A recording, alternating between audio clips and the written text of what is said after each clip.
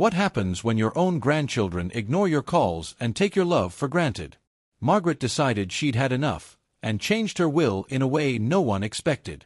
What followed left her entire family stunned. Margaret sat at her kitchen table, tracing her finger along the rim of her favorite teacup, its edge chipped but smooth after years of use. Morning sun poured through lace curtains, lighting up a dozen picture frames on the wall: weddings, birthdays, graduations. The faces of her 3 grandchildren smiled back at her: Daniel, Chloe, and Max. She had watched them grow from wide-eyed toddlers to ambitious young adults.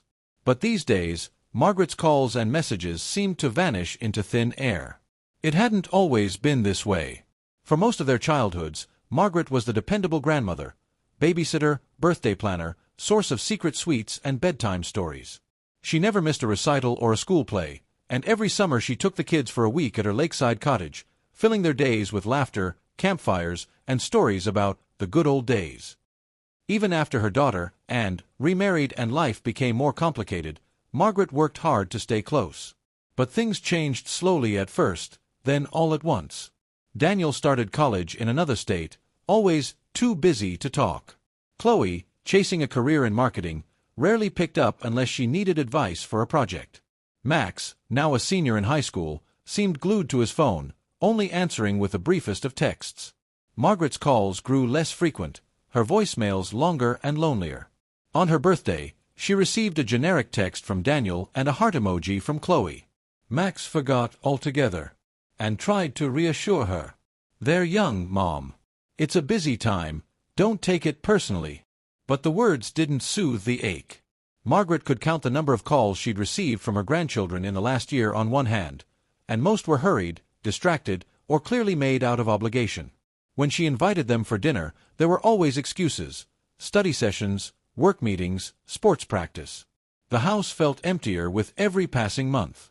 One Sunday afternoon, Margaret baked an apple pie, a tradition for family visits. She set the table for 6 and waited, anticipation giving way to disappointment as the hours passed. At 4 p.m., and called to say something had come up. The kids were swamped with schoolwork and social plans. Margaret insisted it was fine, but as she put the pie in the fridge, she wondered if any of them would notice it was missing from the next family gathering. Her friend Eileen, who dropped by with knitting and sharp eyes, found her in a rare moment of tears. "Don't you let them break your spirit, Margaret," Eileen said, handing her a tissue. "You gave them everything. It's their turn to call you to show up." The words stuck with Margaret all week. She tried again, calling Daniel to ask about his new internship, texting Chloe a photo of a vintage dress she thought she'd love, leaving a voicemail for Max about the big game she saw in the paper. Silence. Days stretched into weeks. The responses, if they came, were perfunctory and flat. It was as if she were fading from their lives, becoming little more than a name on a holiday card. Margaret's lawyer, Mr. Shipley, called to confirm their annual meeting. "Just to review your estate plans, Margaret." Standard stuff. As she gathered her documents, a folder thick with insurance forms, property deeds, and the carefully written will sheet updated every few years, Margaret hesitated. The familiar ache of disappointment twisted into something harder, sharper. Why was she working so hard to leave everything to people who couldn't spare a moment for her? That night, Margaret sat with her will open on the table. She stared at the names: Daniel, Chloe, Max, remembering each birthday, each scraped knee, each whispered promise that Grandma would always be there. But who was there for her now?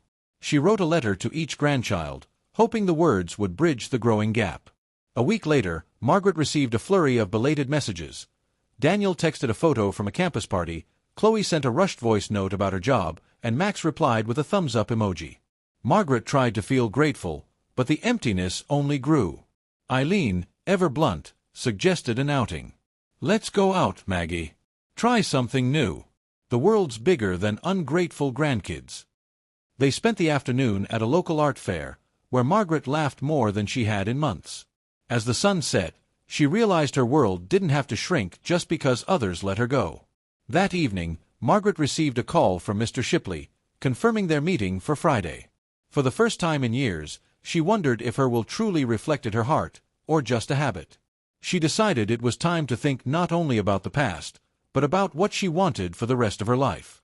Friday morning arrived crisp and clear, the air tinged with the scent of early spring. Margaret dressed carefully in her favorite blue cardigan, the one Daniel once said made her look just like a storybook grandma.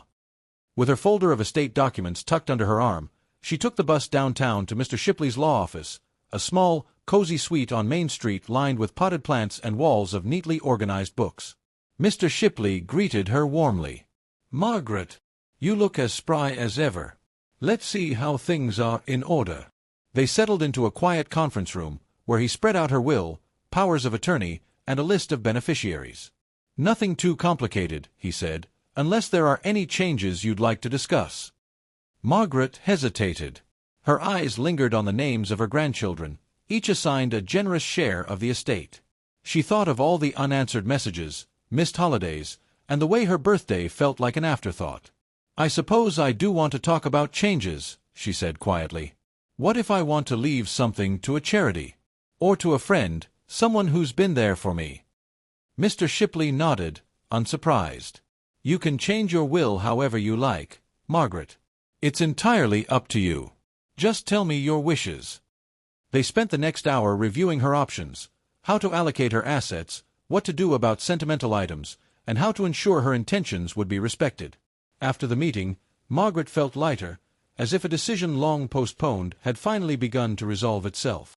She wandered through the town square, passing a group of volunteers handing out hot meals to the homeless.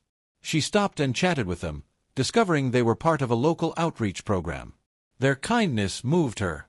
She asked for a pamphlet and, before heading home, slipped a donation into their box. That afternoon, Eileen dropped by for tea. Margaret poured out her heart, telling her friend about the will, the persistent ache of being forgotten, and the questions she'd asked Mr. Shipley. Eileen listened, nodding. "Sometimes family takes us for granted, Maggie. That doesn't mean you have to settle for it." She squeezed Margaret's hand. "There are people who'd give anything for a friend like you." Inspired, Margaret started to reach out more, volunteering at the community center, signing up for a painting class, and making new friends over bingo games at the church. She found herself laughing again, enjoying meals out, and joining Eileen on trips to local museums and markets. With every outing, the sadness of her grandchildren's neglect faded a little more, replaced by new connections and a growing sense of self-worth. Still, each evening Margaret found herself glancing at her phone, half hoping for a message from Daniel, Chloe, or Max. The silence stung, but now she responded differently. She stopped chasing. Instead, she poured her attention into the people who did show up, who checked in, who made her feel seen. One Sunday, Anne visited alone, sensing a shift in her mother's mood. They shared a long walk in the park, Margaret gently opening up about her feelings. Anne listened with guilt and regret, promising to encourage the kids to call and visit more. But Margaret smiled and shook her head. "They have to want it, and I can't beg them forever." As spring blossomed, Margaret's life became richer and more colorful. She organized a book drive at the community center, taught Max's old classmates how to bake bread, and spent afternoons painting landscapes at the riverside. She sent photos of her artwork to her family, rarely receiving a reply, but she stopped waiting for one. In May, Margaret hosted a small dinner for her new circle of friends: Eileen, a retired teacher named Paul, 2 volunteers from the outreach center, and Mrs. Patel from down the street. The meal was filled with laughter, stories, and warmth. As they toasted to friendship, Margaret realized she no longer felt invisible. That night, she sat at her desk with her will open once more. For the first time, she saw her future not as a footnote in someone else's busy life, but as a story she could write herself. Margaret's world continued to expand as summer approached. She relished the freedom of days filled with purpose, mornings spent volunteering at the soup kitchen, afternoons in painting class, evenings surrounded by laughter and the hum of new friendships. For the first time in years, she felt needed not for her money or her caretaking, but for her kindness, creativity, and wit. At the community center, Margaret helped organize a summer reading program for local children. She delighted in watching shy, awkward kids discover the magic of stories, and she found herself mentoring a few who reminded her of her own grandchildren in their younger days. The staff adored her, often inviting her for lunch or a stroll in the nearby park after a busy shift. Meanwhile, her friendship with Eileen deepened. The two became inseparable, traveling together to art exhibits in neighboring towns and hosting tea parties for neighbors on Margaret's patio. Paul, the retired teacher, became a regular at their gatherings, bringing news clippings and baked goods. Even Mrs. Patel, who had once been a distant acquaintance, now called weekly to check in and share family recipes. Margaret's absence did not go unnoticed by her family, and called occasionally, her voice strained with worry. "The kids miss you, Mom," she claimed, but when Margaret invited them over, there were always new excuses. Daniel was working overtime, Chloe was away for a conference, Max was busy preparing for exams. Margaret, once quick to offer another date, simply replied, "Let me know when you're free." One Saturday in June, the community center honored Margaret and Eileen for their contributions to the summer reading program. A small reception was held, with children presenting thank you cards and local officials giving speeches. Margaret was surprised by how touched she felt, and she beamed as she stood before the crowd, receiving hugs from little arms and words of gratitude from their parents. That night, after the celebration, Margaret took a long walk by the river. She reflected on how much her life had changed. Where loneliness once lingered, there was now contentment. She realized her grandchildren's neglect, while still painful, no longer defined her days. But not everything was peaceful. A letter arrived from Daniel, written at Anne's urging, apologizing for being distant and promising to visit soon. Margaret read it with a bittersweet smile, appreciating the gesture but recognizing the difference between obligation and genuine connection. She tucked the letter away, unsure how to respond. Meanwhile, her friendship with Paul grew unexpectedly close. They spent hours discussing books, memories, and dreams for the future. One warm evening, after a community picnic, Paul walked Margaret home and confessed he admired her resilience and spirit. Margaret, blushing like a girl, realized her heart still had room for surprises. As July dawned, Margaret prepared to finalize her revised will. Mr. Shipley called to schedule a meeting, reminding her that she was free to make any changes she desired. Margaret felt calm and clear-headed. Her assets were hers to distribute, not as a reward for affection never shown, but as a testament to the people and causes that truly valued her. That week, she invited her closest friends for an afternoon in her garden. They shared food, laughter, and stories as the sun dipped low. Eileen teased Margaret about being the talk of the town, and Mrs. Patel presented her with a painted ceramic birdhouse as a token of gratitude. As the evening ended, Paul lingered, holding Margaret's hand for a moment longer than necessary. She looked around at her friends and felt, perhaps for the first time, truly cherished. That night, Margaret set her phone aside, no longer waiting for it to ring. Her heart was full. The next chapter of her life, she realized, would be written on her own terms. August brought a string of hot, busy days for Margaret. She was in constant motion, arranging a bake sale to support the library, helping Eileen recover from a minor surgery, and collaborating with Paul on a history talk for the senior center. Their bond blossomed. Paul became Margaret's regular walking partner, and their garden chats often stretched until dusk. The new friendships brought Margaret a sense of family she hadn't expected. She helped Mrs. Patel prepare for her daughter's wedding, learned how to make authentic samosas, and was invited as an honored guest to the ceremony. The joy and warmth of the gathering reminded her of the family reunions she used to host, only now, the gratitude felt deeper, more genuine. Meanwhile, and called with increasing frequency. Her tone was anxious. "Mom, the kids keep saying you're too busy for them." Margaret replied kindly but firmly, "They know how to reach me. My door is always open, but I can't chase after them." And fell silent, then promised to try again. Margaret sensed her daughter's worry, but she no longer let it gnaw at her. Chloe finally visited one Sunday, her first appearance in months. Margaret greeted her warmly but did not let her old hurt color their time together. They baked bread and shared tea, but when Chloe's attention drifted to her phone and her visit was cut short for urgent work, Margaret simply smiled and walked her to the door. "It was good to see you, Chloe. Next time, maybe you'll stay a bit longer." After Chloe left, Eileen came over for dinner. "You're handling this with grace, Maggie," she said, pouring a glass of wine. "You don't owe anyone your happiness, especially those who take it for granted." Margaret nodded, feeling stronger with every boundary she set. Paul's presence became a comfort. They worked together to catalog rare books at the library and organized a poetry night that brought out more people than the center had seen in years. Paul sometimes brought flowers from his garden, and Margaret found herself looking forward to their gentle banter and easy companionship. Margaret's calendar filled with dinners, book club meetings, and outings with her new circle. She even planned a weekend trip with Eileen and Mrs. Patel, exploring the coastline and laughing like teenagers at a seaside inn.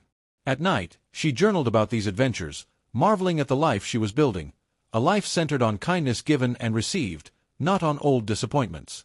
As the leaves began to hint at autumn, Mr. Shipley called to finalize her new will. Margaret was ready. She organized her paperwork, listed her favorite charities, and drafted notes for her friends and the organizations she wished to support. She left instructions for a scholarship at the library, a donation to the outreach center, and personal gifts for the people who had truly been there for her. That week, she hosted a garden party, inviting all her closest friends. Laughter and music filled the air, and Margaret raised a toast, to chosen family, to kindness, and to new chapters. Her friends cheered, and Margaret felt the truth settle warmly inside her. That night, Margaret received another call from Daniel, asking if he could visit when things slowed down. Margaret wished him well, told him she was busy too, and hung up with a light heart. She understood now that love could not be demanded or scheduled. It had to be shown, and she was surrounded by people who showed it every day. The arrival of September brought a new energy to Margaret's world. The air was crisp, the city bustled with back-to-school excitement, and Margaret's schedule was busier than ever. The library scholarship fund, newly named in her honor, was announced with fanfare at a community brunch, and Margaret was invited to say a few words. Her voice trembled at first, but she looked out at the faces: Paul, Eileen, Mrs. Patel, the children from her reading group, and spoke from her heart. Sometimes family is what you build along the way, not just who you're born to. Thank you for letting me belong. News of the scholarship and Margaret's active role in the community reached and through the local newspaper. And called, sounding both proud and plaintive. Mom, you're a local celebrity now. Chloe sent me the article. I wish the kids could see you like this. Margaret, smiling, replied, They're always welcome. I hope they do, someday. In the following weeks, Margaret was approached by other organizations hoping for her support.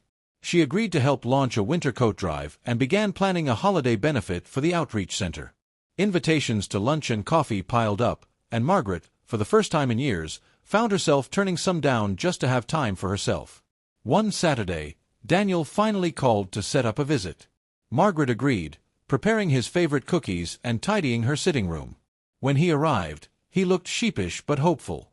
They talked about his new job, his apartment, and his plans for grad school. Margaret asked gentle questions but didn't press when he grew vague about why he'd stayed away so long. Daniel apologized, stammering, I know I should have been around more. Life just got away from me. Margaret squeezed his hand and replied, We all get busy, Daniel. But showing up matters. The visit was pleasant, if slightly formal. Daniel left with a plate of cookies and a promise to return soon. Margaret watched him go, grateful for the small step, but resolute not to cling to hopes for a full reunion unless her grandchildren chose it themselves. Paul, seeing Margaret reflective that evening, took her out for a walk along the river. They spoke of missed chances, forgiveness, and the strange comfort of found family. Paul confessed, I wish I'd met you sooner, Margaret.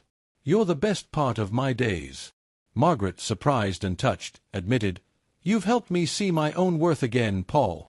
As fall deepened, Chloe sent a quick text, and Max wrote an email about his college applications, both polite but perfunctory. Margaret responded warmly but didn't chase them. She invested her energy in those who filled her life with genuine care. A few weeks later, the coat drive Margaret organized exceeded all expectations. She and Eileen sorted donations late into the night, chatting and laughing as they worked. Margaret marveled at how purposeful her life had become, all without waiting for someone else's approval. When the outreach center honored Margaret and her friends at a public event, and attended with Chloe and Max. There were hugs and photos, but when Margaret invited them to join her friends for dinner afterward, her grandchildren declined, citing other plans. Margaret accepted it gracefully, enjoying the evening with her community, her heart lighter for having stopped yearning for what wasn't freely given. That night, she wrote in her journal, I am not invisible. I am loved, valued, and seen for exactly who I am. October arrived with a burst of color, amber leaves swirling down city streets and the first hints of frost in the early morning air. Margaret busied herself with preparations for the holiday benefit, balancing meetings, donation drives, and countless lists. Her friends marveled at her energy. Paul joked that she had enough spirit for 3 people. One evening, Margaret hosted a planning session at her house. Eileen, Mrs. Patel, and several volunteers crowded around her dining table, laughter and ideas flying as fast as the pens on their notepads.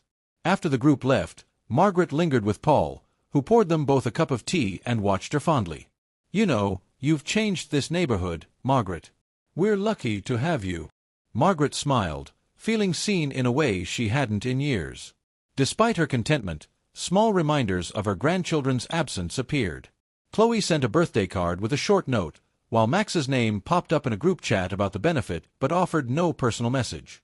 Daniel promised to help with the coat drive but cancelled at the last minute. And, now a regular visitor, did her best to bridge the gap but couldn't hide her frustration. "I just don't know what else to say to them," she admitted one afternoon, folding napkins with Margaret. "You deserve better, Mom." Margaret shrugged gently. "They're living their lives. I can't fault them for that. But I won't keep reaching out to people who don't reach back." And nodded, sadness in her eyes, but respect for her mother's resolve. Paul continued to be Margaret's companion in all things community. They co-hosted a library reading night, drawing a record turnout, and together organized an impromptu Halloween party for neighborhood kids. The night was a wild success. Margaret's apple cider and homemade donuts became instant legends, and even the local paper stopped by for a feature. That autumn, Margaret began writing her memoir, encouraged by Ruth and Eileen. She filled pages with stories of childhood summers, early motherhood, old family recipes, and the bittersweet evolution of her role as grandmother.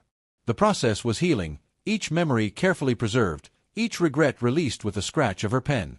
As Thanksgiving approached, Margaret decided to open her doors to everyone in her chosen family.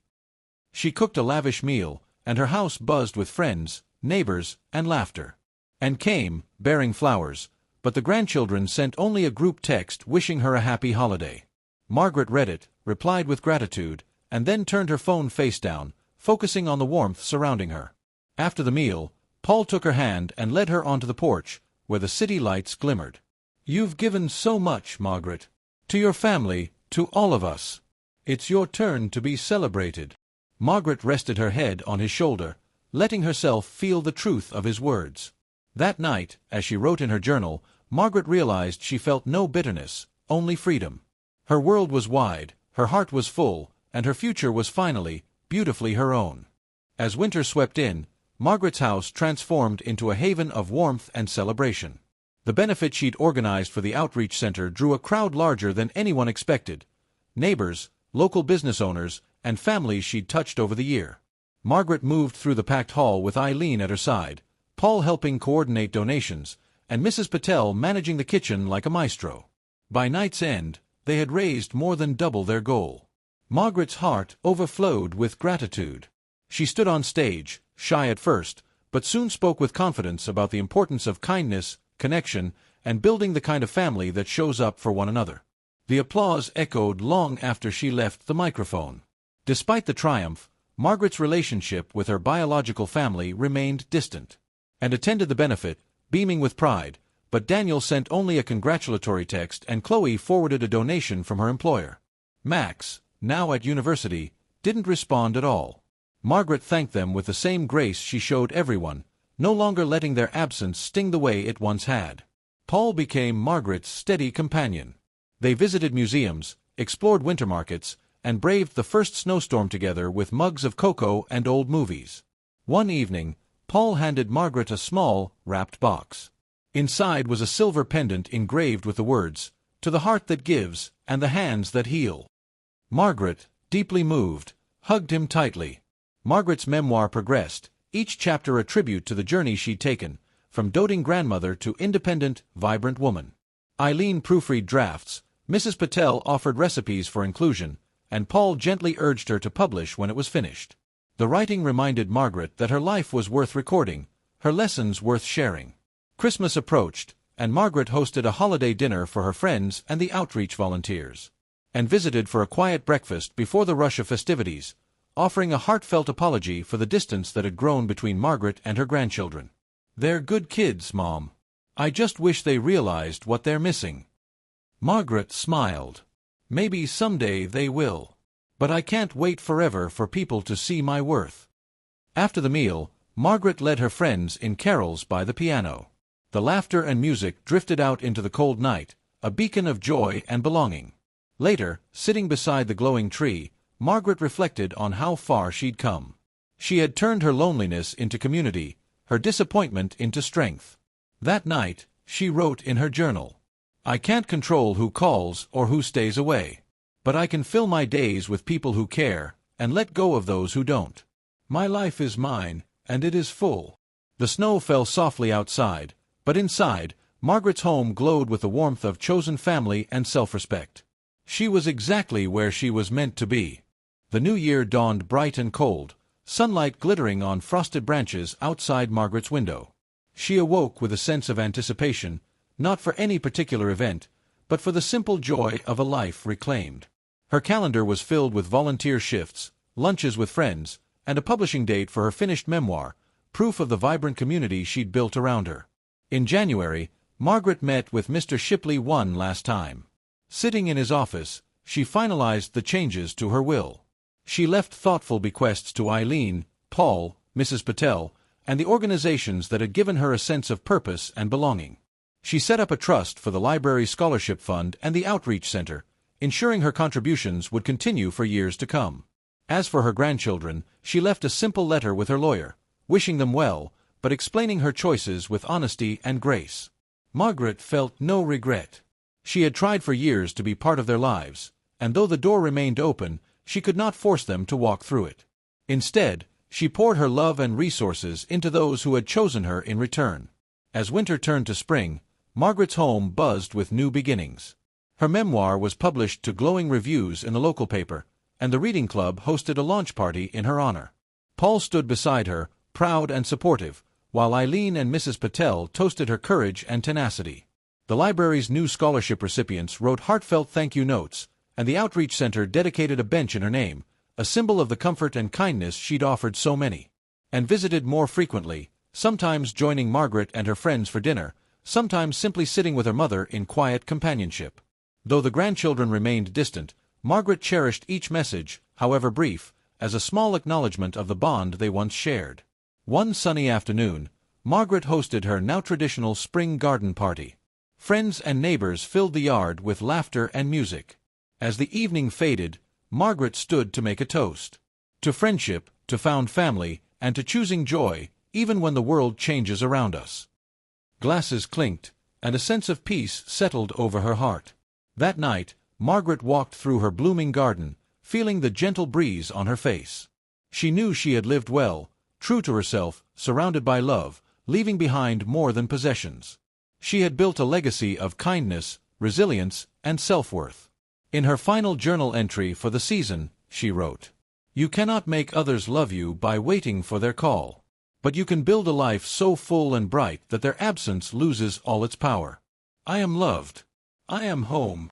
As the stars appeared overhead, Margaret smiled, knowing that her story and her heart would endure.